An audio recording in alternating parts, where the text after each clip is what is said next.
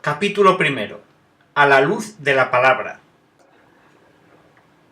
La Biblia está poblada de familias, de generaciones, de historias de amor y de crisis familiares, desde la primera página, donde entra en escena la familia de Adán y Eva, con su peso de violencia, pero también con la fuerza de la vida que continúa. Y hasta la última página, donde aparecen las bodas de la esposa y del cordero. Las dos casas que Jesús describe, construidas sobre roca y sobre arena, son expresión simbólica de tantas situaciones familiares creadas por las libertades de sus miembros. Porque, como escribía el poeta, toda casa es un candelabro. Entremos ahora en una de esas casas, guiados por el salmista, a través de un canto que todavía hoy se proclama tanto en la liturgia nupcial judía como en la cristiana. Dichoso el que teme al Señor y sigue sus caminos. Del trabajo de tus manos comerás. Serás dichoso, te irá bien. Tu esposa como parra fecunda en medio de tu casa. Tus hijos como brotes de olivo alrededor de tu mesa. Esta es la bendición del hombre que teme al Señor. Que el Señor te bendiga desde Sión. Que veas la prosperidad de Jerusalén todos los días de tu vida. Que veas a los hijos de tus hijos. Paz a Israel. Atravesemos entonces el umbral de esta casa serena, con su familia sentada en torno a la mesa festiva. En el centro encontramos la pareja del padre y de la madre con toda su historia de amor. En ello se realiza aquel designio primordial que Cristo mismo evoca con intensidad. ¿No habéis leído que el Creador en el principio los creó hombre y mujer? Y se retoma el mandato del Génesis. Por eso, abandonará el hombre a su padre y a su madre, se unirá a su mujer, y serán los dos una sola carne. Los dos grandiosos primeros capítulos del Génesis nos ofrecen la representación de la pareja humana en su realidad fundamental. En ese texto inicial de la Biblia brillan algunas afirmaciones decisivas. La primera, citada sintéticamente por Jesús, declara: Dios creó al hombre a su imagen. A imagen de Dios lo creó. Varón y mujer los creó. Sorprendentemente, la imagen de Dios tiene como paralelo explicativo precisamente a la pareja hombre y mujer. ¿Significa esto que Dios mismo es sexuado? ¿O que con él hay una compañera divina, como querían algunas religiones antiguas? Obviamente no, porque sabemos con cuánta claridad la Biblia rechazó como idolátricas esas creencias difundidas entre los cananeos de la Tierra Santa. Se preserva la trascendencia de Dios. Pero, puesto que es al mismo tiempo el Creador, la fecundidad de la pareja humana es imagen viva y eficaz, signo visible del acto creador. La pareja que ama y genera la vida es la verdadera escultura viviente, no aquella de piedra u oro que el Decálogo prohíbe, capaz de manifestar al Dios creador y salvador. Por eso, el amor fecundo llega a ser el símbolo de las realidades íntimas de Dios. A esto se debe el que la narración del Génesis, siguiendo la llamada tradición sacerdotal, esté atravesada por varias secuencias genealógicas. Porque la capacidad de generar de la pareja humana es el camino por el cual se desarrolla la historia de la salvación. Bajo esta luz, la relación fecunda de la pareja se vuelve una imagen para descubrir y describir el misterio de Dios, fundamental en la visión cristiana de la Trinidad, que contempla en Dios al Padre, al Hijo y al Espíritu de amor. El Dios Trinidad es comunicación de amor, y la familia es su reflejo viviente. Nos iluminan las palabras de San Juan Pablo II. Nuestro Dios, en su misterio más íntimo, no es una soledad, sino una familia, puesto que lleva en sí mismo paternidad, filiación y la esencia de la familia, que es el amor. Este amor en la familia divina es el Espíritu Santo. Fin de cita. La familia no es pues algo ajeno a la misma esencia divina. Este aspecto trinitario de la pareja tiene una nueva representación en la teología paulina cuando el apóstol la relaciona con el misterio de la unión entre Cristo y la Iglesia. Pero Jesús, en su reflexión sobre el matrimonio, nos remite a otra página del Génesis, el capítulo 2, donde aparece un admirable retrato de la pareja con detalles luminosos. Elijamos solo dos. El primero es la inquietud del varón que busca una ayuda recíproca, capaz de resolver esa soledad que le perturba y que no es aplacada por la cercanía de los animales y de todo lo creado.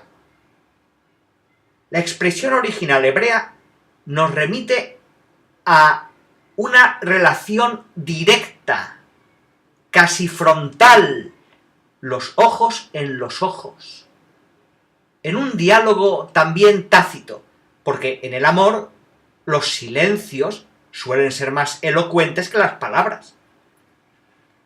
Es el encuentro con un rostro, con un tú que refleja el amor divino, y es el comienzo de la fortuna, una ayuda semejante a él y una columna de apoyo, como dice un sabio bíblico.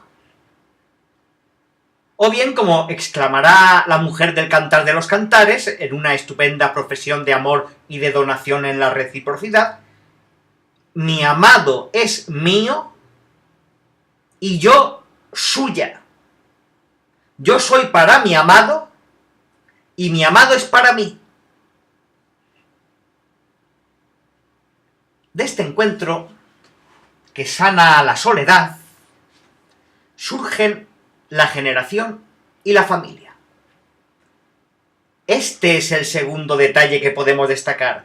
Adán, que es también el hombre de todos los tiempos y de todas las regiones de nuestro planeta, junto con su mujer, da origen a una nueva familia, como repite Jesús citando el Génesis: se unirá a su mujer y serán los dos una sola carne.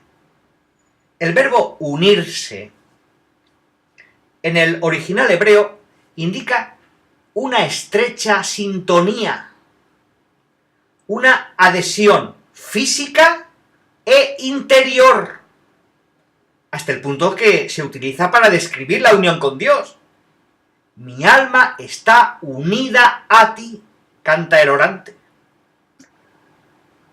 Se evoca así la unión matrimonial no solamente en su dimensión sexual y corpórea, sino también en su donación voluntaria de amor. El fruto de esta unión es ser una sola carne, sea en el abrazo físico, sea en la unión de los corazones y de las vidas, y quizás en el Hijo que nacerá de los dos, el cual llevará en sí, uniéndolas no solo genéticamente, sino también espiritualmente, las dos carnes.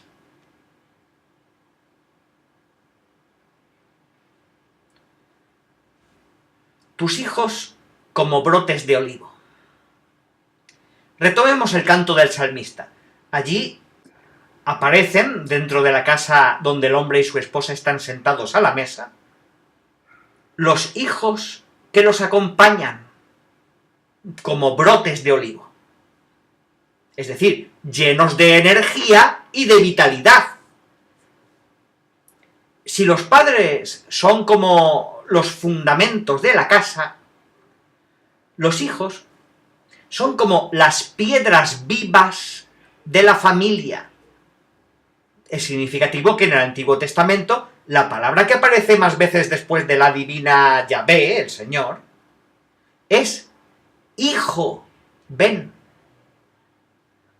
Un vocablo que remite al verbo hebreo que significa construir, baná. Por eso en el Salmo 127 se exalta el don de los hijos con imágenes que se refieren tanto a la edificación de una casa como a la vida social y comercial que se desarrollaba en la puerta de la ciudad. Cita: si el Señor no construye la casa, en vano se cansan los albañiles. La herencia que da el Señor son los hijos. Su salario, el fruto del vientre. Son saetas en mano de un guerrero los hijos de la juventud. Dichoso el hombre que llena con ellas su aljaba, no quedará derrotado cuando litigue con su adversario en la plaza. Fin de cita. Es verdad que estas imágenes reflejan la cultura de una sociedad antigua, pero la presencia de los hijos es, de todos modos, un signo de plenitud de la familia en la continuidad de la misma historia de salvación de generación en generación. Bajo esta luz podemos recoger otra dimensión de la familia. Sabemos que en el Nuevo Testamento se habla de la iglesia que se reúne en la casa. El espacio vital de una familia se podía transformar en iglesia doméstica, en sede de la Eucaristía, de la presencia de Cristo sentado a la misma mesa. Es inolvidable la escena pintada en el Apocalipsis. Estoy a la puerta llamando. Si alguien oye y me abre, entraré y comeremos juntos. Así se delinea una casa que lleva en su interior la presencia de Dios, la oración común y por tanto la bendición del Señor. Es lo que se afirma en el Salmo 128 que tomamos como base, que el Señor te bendiga desde Sión. La Biblia considera también a la familia como la sede de la catequesis de los hijos. Eso brilla en la descripción de la celebración pascual. Y luego fue explicitado en la Agadá judía, o sea, en la narración dialógica que acompaña el rito de la cena pascual. Más aún, un salmo exalta el anuncio familiar de la fe. Cita: lo que oímos y aprendimos, lo que nuestros padres nos contaron, no lo ocultaremos a sus hijos, lo contaremos a la futura generación. Las alabanzas del Señor, su poder, las maravillas que realizó, porque Él estableció una norma para Jacob, dio una ley a Israel. Él mandó a nuestros padres que lo enseñaran a sus hijos, para que lo supiera la generación siguiente y los hijos que nacieran después. Que surjan y lo cuenten a sus hijos. Fin de cita. Por lo tanto, la familia es el lugar donde los padres se convierten en los primeros maestros de la fe para sus hijos. Es una tarea artesanal, de persona a persona. Cita: cuando el día de mañana tu hijo te pregunte, le responderás. Fin de cita. Así las distintas generaciones entonarán su canto al Señor. Cita: los jóvenes y también las doncellas, los viejos junto con los niños. Fin de cita. Los padres tienen el deber de cumplir con seriedad su misión educadora, como enseñan a menudo los sabios bíblicos. Los hijos están llamados a acoger y practicar el mandamiento honra a tu padre y a tu madre, donde el verbo honrar indica el cumplimiento de los compromisos familiares y sociales en su plenitud, sin descuidarlos con excusas religiosas. En efecto, el que honra a su padre expía sus pecados. El que respeta a su madre acumula tesoros. El Evangelio nos recuerda también que los hijos no son una propiedad de la familia, sino que tienen por delante su propio camino de vida. Si es verdad que Jesús se presenta como modelo de obediencia a sus padres terrenos, sometiéndose a ellos, también es cierto que Él muestra que la elección de vida del Hijo y su misma vocación cristiana pueden exigir una separación para cumplir con su propia entrega al reino de Dios. Es más, él mismo a los 12 años responde a María y a José que tiene otra misión más alta que cumplir más allá de su familia histórica. Por eso exalta la necesidad de otros lazos muy profundos también dentro de las relaciones familiares. Cita: mi madre y mis hermanos son estos, los que escuchan la palabra de Dios y la ponen por obra. Fin de cita.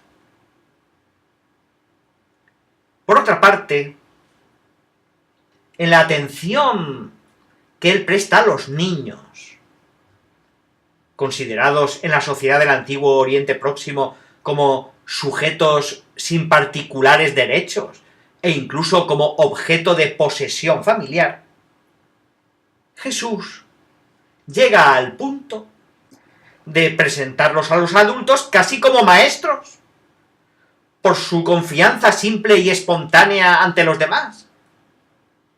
En verdad os digo que si no os convertís y os hacéis como niños, no entraréis en el reino de los cielos.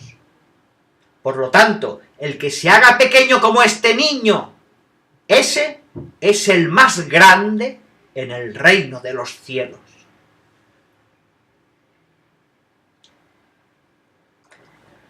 El idilio que manifiesta el Salmo 128 no niega una realidad amarga que marca todas las Sagradas Escrituras. Es la presencia del dolor, del mal, de la violencia, que rompen la vida de la familia y su íntima comunión de vida y de amor. Por algo, el discurso de Cristo sobre el matrimonio está inserto dentro de una disputa sobre el divorcio. La palabra de Dios es testimonio constante de esta dimensión oscura que se abre ya en los inicios, cuando con el pecado, la relación de amor y de pureza entre el varón y la mujer se transforma en un dominio. Tendrás ansia de tu marido y él te dominará. Es un sendero de sufrimiento y de sangre que atraviesa muchas páginas de la Biblia. A partir de la violencia fratricida de Caín sobre Abel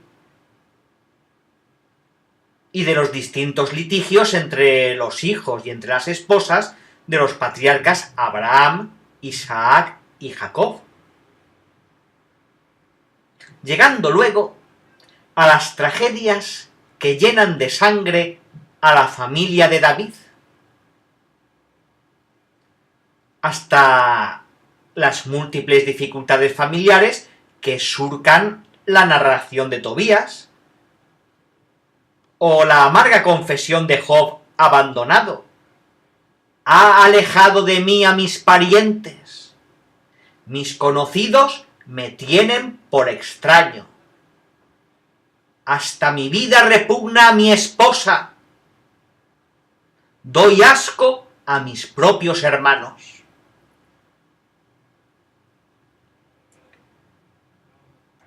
Jesús mismo nace en una familia modesta que pronto debe huir a una tierra extranjera. Él entra en la casa de Pedro, donde su suegra está enferma.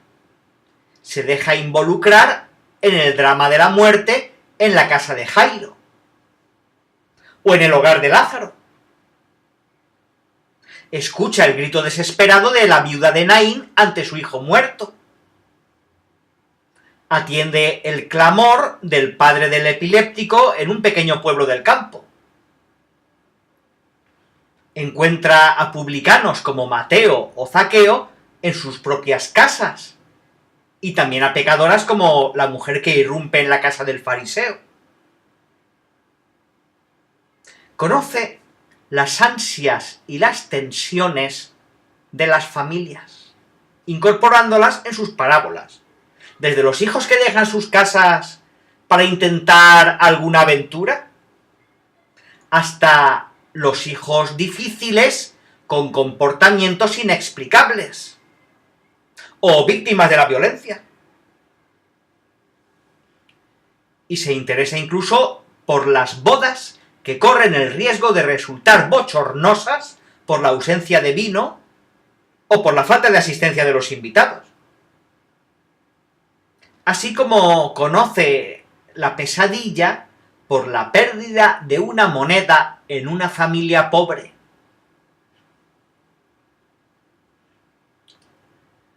En este breve recorrido podemos comprobar que la palabra de Dios no se muestra como una secuencia de tesis abstractas, sino como una compañera de viaje también para las familias que están en crisis o en medio de algún dolor. Y les muestra la meta del camino. Cuando Dios enjugará las lágrimas de sus ojos, ya no habrá muerte, ni luto, ni llanto, ni dolor. La fatiga de tus manos.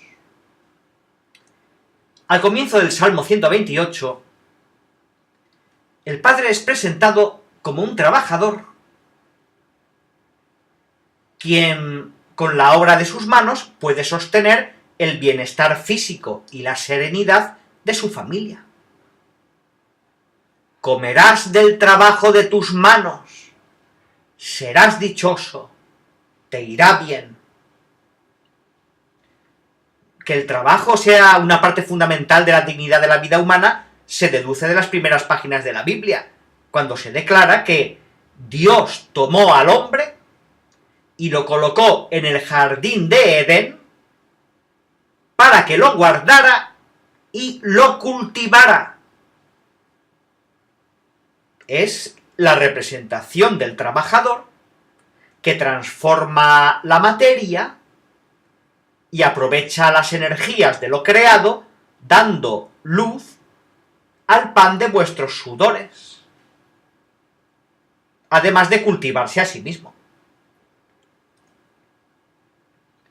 El trabajo hace posible al mismo tiempo el desarrollo de la sociedad,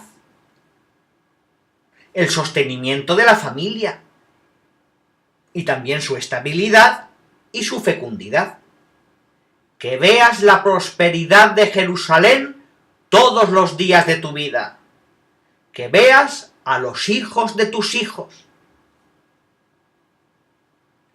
En el libro de los Proverbios también se hace presente la tarea de la madre de familia, cuyo trabajo se describe en todas sus particularidades cotidianas, atrayendo la alabanza del esposo y de los hijos. El mismo apóstol Pablo se mostraba orgulloso de haber vivido sin ser un peso para los demás, porque trabajó con sus manos y así se aseguró el sustento.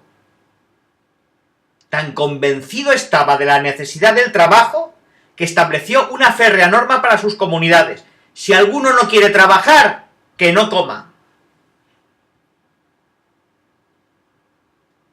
Dicho esto, se comprende que la desocupación y la precariedad laboral se transformen en sufrimiento, como se hace notar en el librito de Ruth, y como recuerda Jesús en la parábola de los trabajadores sentados en un ocio forzado en la plaza del pueblo, o como él lo experimenta en el mismo hecho de estar muchas veces rodeado de menesterosos y hambrientos. Es lo que la sociedad está viviendo trágicamente en muchos países. Y esta ausencia de fuentes de trabajo afecta de diferentes maneras a la serenidad de las familias. Tampoco podemos olvidar la degeneración que el pecado introduce en la sociedad cuando el ser humano se comporta como tirano ante la naturaleza, devastándola, usándola de modo egoísta y hasta brutal. Las consecuencias son al mismo tiempo la desertificación del suelo y los desequilibrios económicos y sociales contra los cuales se levanta con claridad la voz de los profetas, desde Elías hasta llegar a las palabras que el mismo Jesús pronuncia contra la injusticia.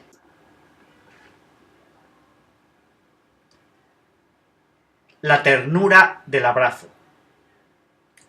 Cristo ha introducido como emblema de sus discípulos, sobre todo, la ley del amor y del don de sí a los demás. y lo hizo a través de un principio que un padre o una madre suelen testimoniar en su propia existencia.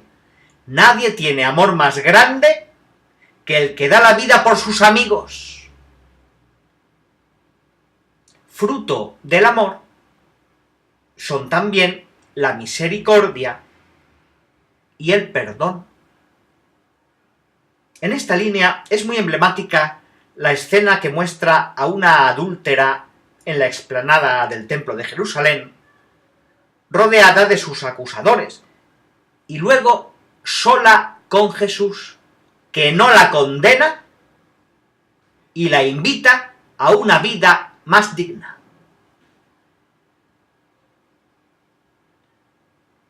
En el horizonte del amor, central en la experiencia cristiana del matrimonio y de la familia, se destaca también otra virtud, algo ignorada en estos tiempos de relaciones frenéticas y superficiales: la ternura. Acudamos al dulce e intenso Salmo 131. Como se advierte también en otros textos, la unión entre el fiel y su Señor se expresa con rasgos del amor paterno o materno. Aquí aparece la delicada y tierna intimidad que existe entre la madre y su niño. Un recién nacido que duerme en los brazos de su madre después de haber sido amamantado. Se trata, como lo expresa la palabra hebrea gamul, de un niño ya destetado que se aferra conscientemente a la madre que lo lleva en su pecho. Es entonces una intimidad consciente y no meramente biológica. Por eso el salmista canta: tengo mi interior en paz y en silencio, como un niño destetado en el regazo de su madre. De modo paralelo, podemos acudir a otra escena donde el profeta Oseas coloca en boca de Dios como Padre estas palabras conmovedoras: cuando Israel era joven, lo amé. Yo enseñé a andar a Efraín, lo alzaba en brazos, con cuerdas humanas, con correas de amor, lo atraía. Era para ellos como el que levanta a un niño contra su mejilla. Me inclinaba y le daba de comer.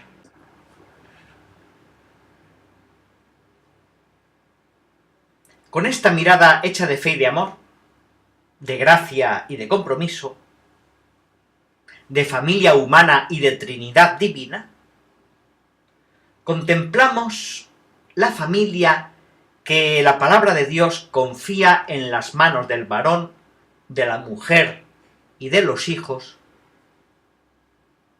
para que conformen una comunión de personas que sea imagen de la unión entre el Padre, el Hijo y el Espíritu Santo. La actividad generativa y educativa es, a su vez, un reflejo de la obra creadora del Padre. La familia está llamada a compartir la oración cotidiana, la lectura de la palabra de Dios y la comunión eucarística, para hacer crecer el amor y convertirse cada vez más en templo donde habita el Espíritu. Ante cada familia se presenta el icono de la familia de Nazaret, con su cotidianeidad hecha de cansancios y hasta de pesadillas, como cuando tuvo que sufrir la incomprensible violencia de Herodes, experiencia que se repite trágicamente todavía hoy en tantas familias de prófugos desechados e inermes. Como los magos, las familias son invitadas a contemplar al niño y a la madre, a postrarse y a adorarlo. Como María, son exhortadas a vivir con coraje y serenidad sus desafíos familiares, tristes y entusiasmantes, y a custodiar y meditar en el corazón las maravillas de Dios. En el tesoro del corazón de María están también todos los acontecimientos de cada una de nuestras familias, que ella conserva cuidadosamente. Por eso puede ayudarnos a interpretarlos para reconocer en la historia familiar el mensaje de Dios.